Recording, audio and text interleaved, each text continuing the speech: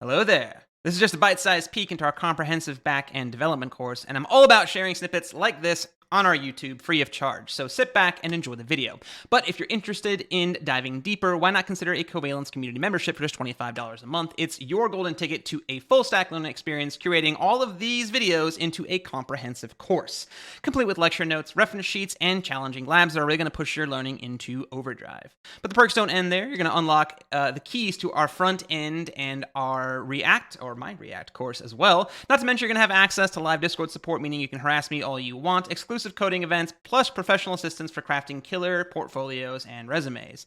Just think of it as your personal coding toolkit, ready and waiting to help you build your future. So check the description down below for a link, and remember, whether you're here for a casual browse or a deep dive, just enjoy the video. Hello, intrepid coders. We are picking up in a final walkthrough before the lab. I promise I won't say that across 2 more videos after this. But what we're going to do here is continue our discussion of parameterized queries right here, where we learned about that question mark placeholder to be able to pass values safely from user inputs, aka URL params, maybe some query params, maybe they are part of the request body coming in our post requests and put requests and patch requests and things like that, where we just talked about a safe way to escape those values to prevent SQL injection attacks. And I mentioned at the end of that video that there are some shorthands that you could utilize with this. So there is a difference I need to mention because we talked about this early in the videos, but our query utilities, the ones we're importing for our code here. Oh, this looks like some leftover code from me testing something off camera. Whoopsie. But what we're looking at here is pool.execute. And I said that's going to be your go-to when reaching for these things as, well, execute is... They're sent from, these are executed on the server, and values are sent to the server, as in not our Node Express server, but our MySQL servers. They are sent to the client from the client as serialized strings and handled by the server.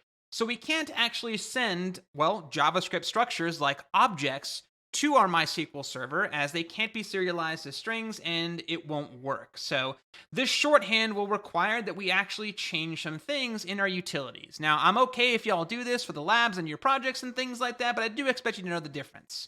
So I had alluded to it in a previous video, but there is a subtle difference between pool.query and pool.execute.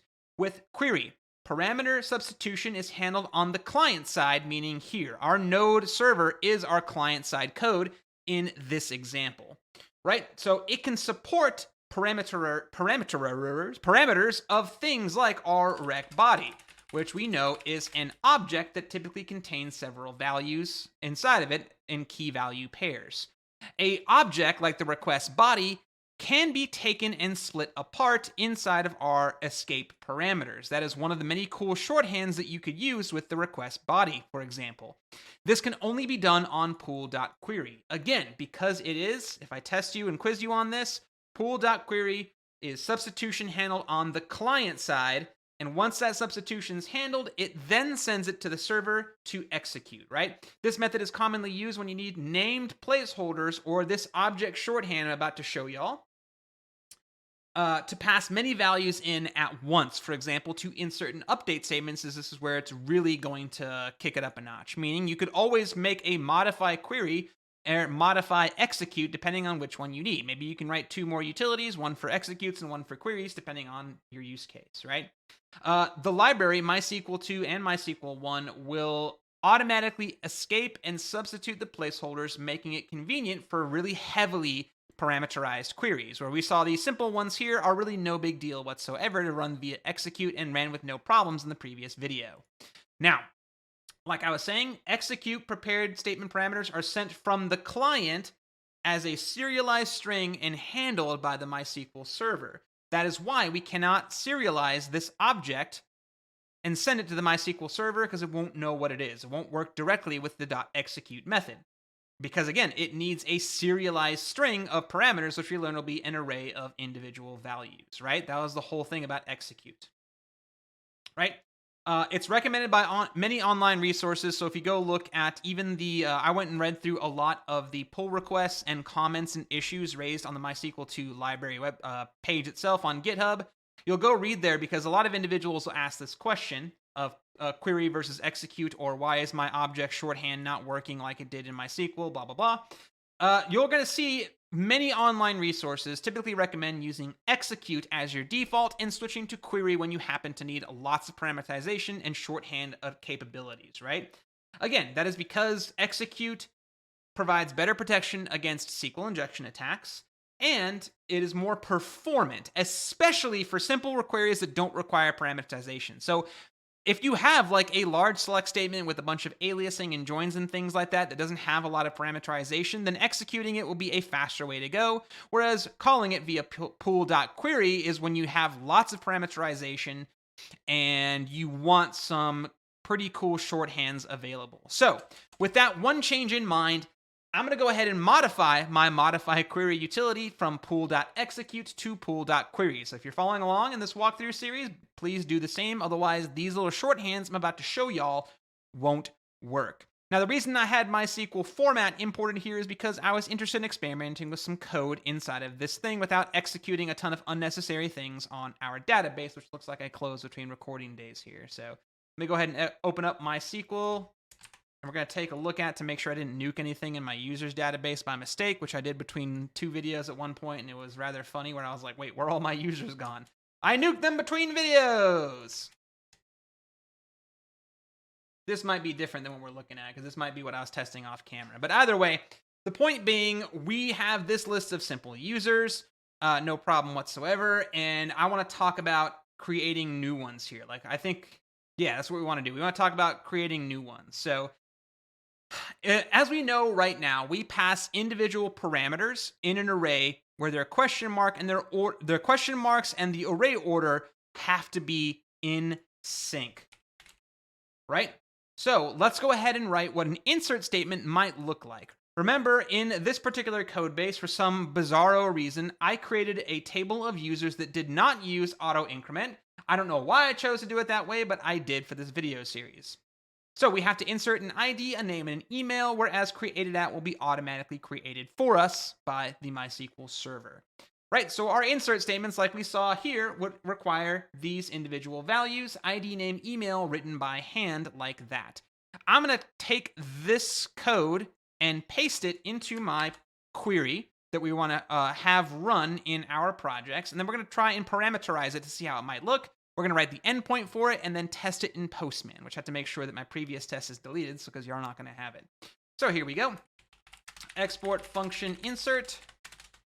Insert is going to take those three values, which we'll do in just a moment here. But let's go ahead and do it that way. We're going to say const query string equals.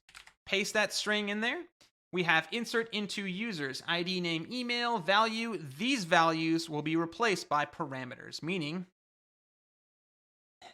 right above my head, we're going to have question mark, comma, question mark, comma, question mark. So we can see that the three parameters that we're worried about will become question marks in this query, just like it did for the ID up here in the get one where clause. So that's what our query string is going to look like in this case. Okay. So from there, we're going to return a modify query that is going to execute the following query string with the parameters included, and we're going to pass the array of possible parameterized values. So again, because remember, the order of these three question marks has to be a one-to-one same order as the values inside of our array down here. The order up here does not matter. We can pass in our arguments in any order and in any structure we want, so long as these question marks line up with the individual values in this array. So this is whatever, and this must be a match down here. So that is the importance of the question mark order and the array order. Beautiful, beautiful work on the screen right there. Look at that modern art masterpiece. So what does that mean? Like I said, I can pass in an object that we just destructure from. I can pass in the object itself, the data itself, the new user values. Let's just pass them in one at a time. We're going to say number string, or ID string, name string, and email string like that. I think I can do semicolons instead of commas there. It doesn't really matter. No, this is not TypeScript object, Luke. Yeah, this is the you need commas for parameters in JavaScript. I'm losing my mind. But there we go. We're going to pass in the ID. All route parameters are treated as strings by default. And we learned in a previous video that inserting a string doesn't have any kind of issue in the statement. Then our name and then our email are going to be passed into this function, meaning when I call db.users.insert, I would call it as such, 13, which I already have a 13, so let's do 14, test, and then test at test.com or something like that. That's what my name and email are going to be. So when I call this function, it's going to look like that, and then instead of these values, that'll be replaced by the request body. 14 is the ID, test is the name, test at test will be the email, and that query string with the parameter, with the escape placeholders right there, are going to pass in. The first question mark is the ID, so my argument there is called ID. The second question mark is name, which is also going to correspond to my name parameter, and then my email parameter is the third question mark, so I'm going to paste it down there.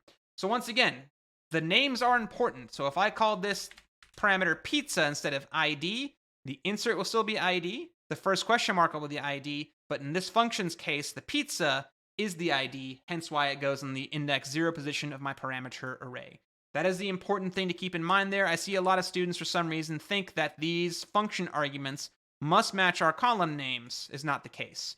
The column names and the order of the parentheses of the question marks must correspond with this array. But the actual names of these things are just parameters. They're just arguments. You can make them the hell up like I just showed with pizza. That's it. That's the only correspondence I want y'all to remember. So there we go. That is our lovely little function here, and we're going to get it working. And you're saying, Luke, why'd you make us change it to pool.query from pool.execute to show us some shorthand you're not showing us? Just bear with me. I'll show you the shorthand here once we get this actually working. Okay, so we're going to head over to our code here. I'm going to go ahead and write a router.post to the home path async recres, bada bing, bada boom. I don't know why I wrote a space there. My bad, typo. Let's copy and paste our try catch block inside of there with no issue whatsoever. We're going to have a db.users.insert. There we go. Insert is saying it needs 3 arguments. We provided none. So, right. So like I said, we're going to be taking this from our request body. So what I'm going to be doing here is doing the following. New user equals. And we're going to say make a copy of the rec body object because I do not want to pass in things from my networking layer, which is my route, into my data layer, which is my SQL statement directly. This is a pattern that may seem overkill for this lab, but I do recommend you do it as, again, like I talked about in a previous video, it is a common practice you want to get used to doing because you're going to see it in larger scale projects. So we're going to follow that pattern down here. So we're going to assume that the client generates the ID. That's a terrible idea, but that's what we're going to do. We're going to say new user.id, new user.name, and new user.email will be generated from my post test request in Postman. And rather than sending a list of users, this will send us the result that will come back from that MySQL OK packet that we saw in our query utils. That is the type, or result set header is what it's called now. Our result set header is that type with like insert ID, affected rows, message, etc. So we have our function ready. We have our route ready. Now we have to do is prepare Postman. And I need to open Postman between videos here. So there we go. Close it between vids. And we're going to make a new tab here to go ahead and do our post request. So I'll have post http://localhost:3000 /API/users. We need to ensure that our server, unless I forgot to remove it. Nope. I added my body parser, I think probably off camera. So everyone go to their server TS and confirm they have the express JSON body parser added to their server. Otherwise, this post request won't work. If you ever console log your rec.body, your request body, and you see undefined, that means you forgot any kind of body parser whatsoever, a classic blunder we all do on multiple occasions. If you see an empty body that you're trying to console log, request body, and you have it correctly coded out here in your Postman test, that means you probably have the wrong kind of body parser. Maybe you're doing a body type of form URL encoded, so you'd have to go and add express.url encoded. But we're using an express JSON body parser type, which means we go to body raw, give me some of the raw, and the JSON type right there. That's how that's going to be generated. So we're going to add that request body. Remember, the ID will probably be generated from the code. So we're going to, make this up here. We know user 14 is what I currently need to add to my list of users to not have a duplicating ID. And I don't have a test@test.com email. So let's go ahead and do that as our test. So there's our ID, there's our name, and there is our email. And hopefully this ends up working. Test@test.com. There we go. Send. And we got and get a response. The connection was refused because I forgot to run the project. All right. Love it. I love these mistakes, y'all. It's called learning. Send. Hey, I see a result set header, sometimes deprecated, now referred to, used to be referred to as a MySQL OK packet that's now deprecated, and MySQL2 calls it a result set header. As we can see, that's what we got. Affected rows 1 is a good indication, and again, this and the insert ID property are the ones that you really care about. Again, if I had auto-incrementing IDs, this property would be filled in with a value for us, but it's just 0 because it doesn't know, because we told it we're handling the IDs ourselves.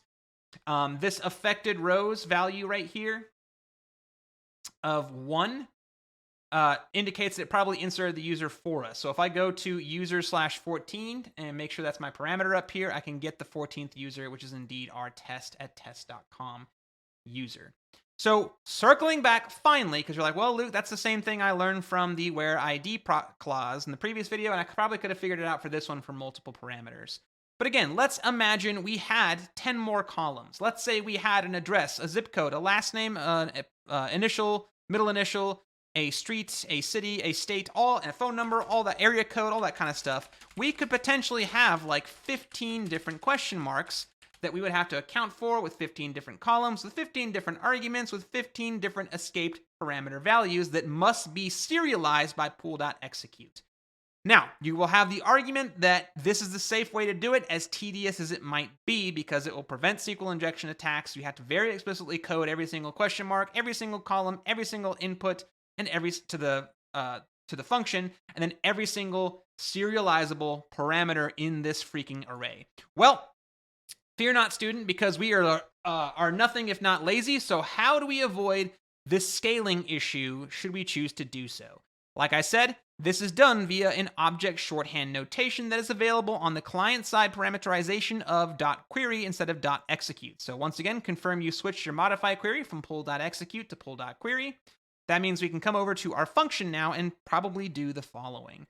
Now, if you did not know, there are 2 ways of inserting data to MySQL that are safe to do so. This insert into table name, columns, value is one way to do it.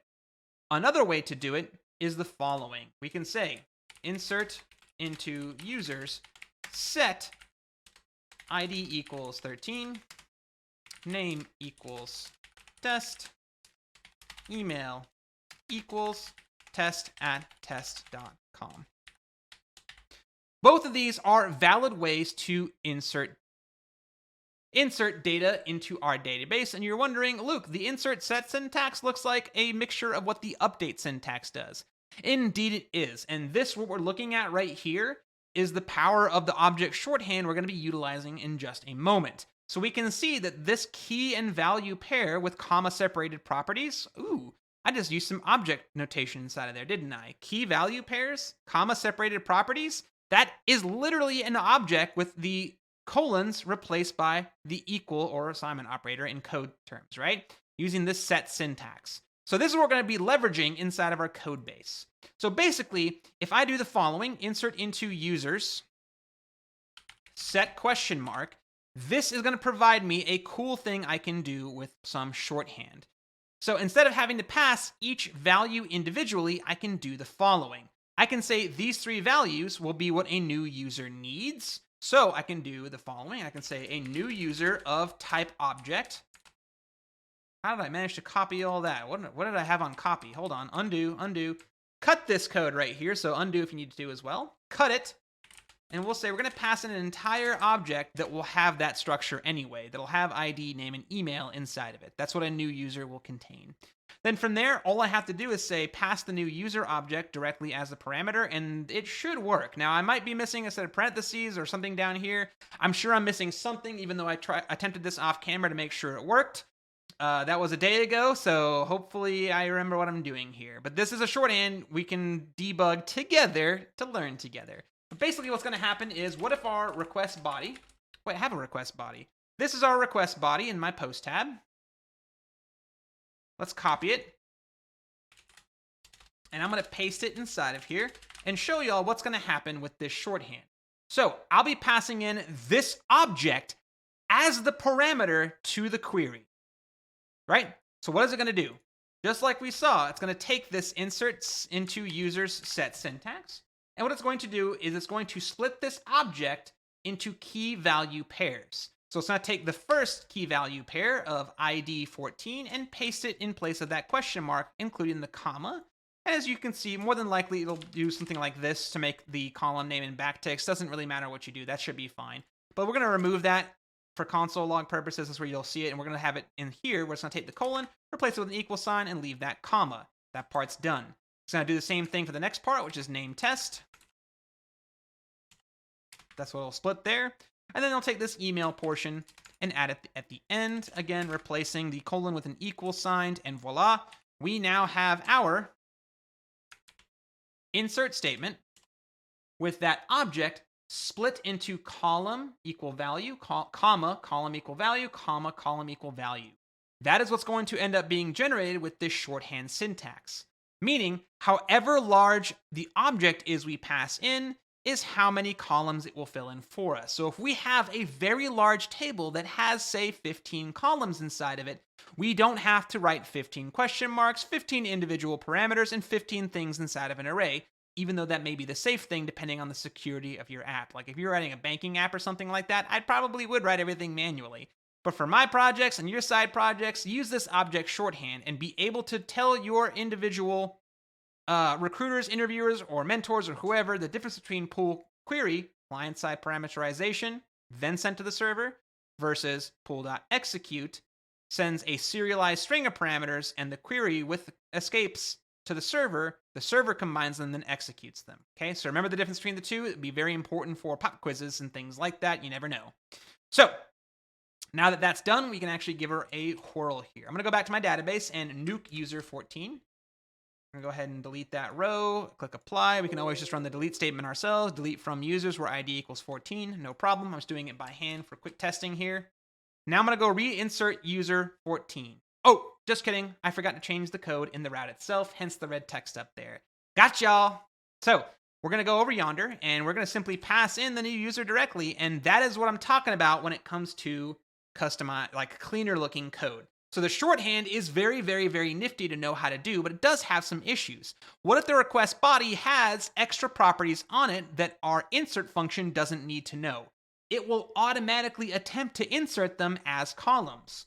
So if our request body, for example, had a pizza property that is not part of the table but used in some logic, for example, then it's going to attempt to insert pizza equals true into our database and we're going to get an error. So the downside here is that you will sometimes have to customize your object specifically to make sure that it doesn't insert those properties by mistake and cause an error on your insert statement. That could be as simple as writing the following: delete new user pizza to make sure it's not inserted by accident and causes an error to our table. So that's something to keep in mind with this shorthand. The shorthand is great when you have tons of fields to worry about, but it means that you also have to sometimes craft the object custom before you can insert it with this shorthand. That's the caveat of it, right? But let's see if it works. So again, this ID 14 here, if you did the auto increment stuff, normally wouldn't be here, so I don't want to see this in anyone's code. You'll probably generate the ID from Nano or UUID, or as you would probably do, it's just an auto increment value in your database, but I'm a doofus and forgot it, so this normally won't be here, but it is for this particular video. So we'll call this test shorthand as the name so we know it indeed updated correctly. So let's give it a whirl. I didn't restart my server after all these changes. There we go. Now let's give it a whirl. Let's fire away. Affected rows 1, go back to user 14, re-request the data, and voila, our shorthand worked like a charm. So there you go. That is how you add a new user with some cool shorthand utilizing pool.query instead of pool.execute. Very cool. The same can be done with our update statement. So I can say export function update. it will take an updated user that potentially might have those properties. So I might actually make these partials by making them question marks like that, saying I could update theoretically a user's ID, name, or email, and I'll call this updated user as my parameter, as my argument to the function. The query string will be the following: update users set where ID equals question mark. So we have a couple of ways we can handle this. Right, I'm probably not going to be updating a user's ID from the code, so we're going to say that's gone. We can update a person's name and email, or one or the other, or none if we wanted to. It doesn't really matter. So I'm going to pass in two arguments: the updated user data, as well as the number of the ID that will probably come from the route itself. So the updated user can be the object shorthand as big as we need it to be using the set syntax. And the where ID equals question mark part of the query string can be exactly what you already know from the get one request we had earlier. So what that's going to look like is return a call to modify query with the query string parameters of our updated user object to leverage the shorthand. So if we have a lot of like if we have a profile page where someone can update their info and they fill out 10 different fields, this will scale to all 10 fields. But again, you have to be careful on the size of your request body. And the second parameter is the question mark for the ID where clause, which means we'll pass that in as the second arg. So this is our object, and this is our simple ID value. And there you go. There's a call to our update. Let's see how that's going to look inside of our code. For simplicity, I'm going to come up to my get one user code. There it is. I'm going to copy and paste it down here to the bottom of the list and change it from router.get to router.put or patch, whatever you prefer. Oh, I forgot to comment, didn't I? Post API users, and then a request body that will have ID. Technically, it should be number or string, doesn't matter. Name, string,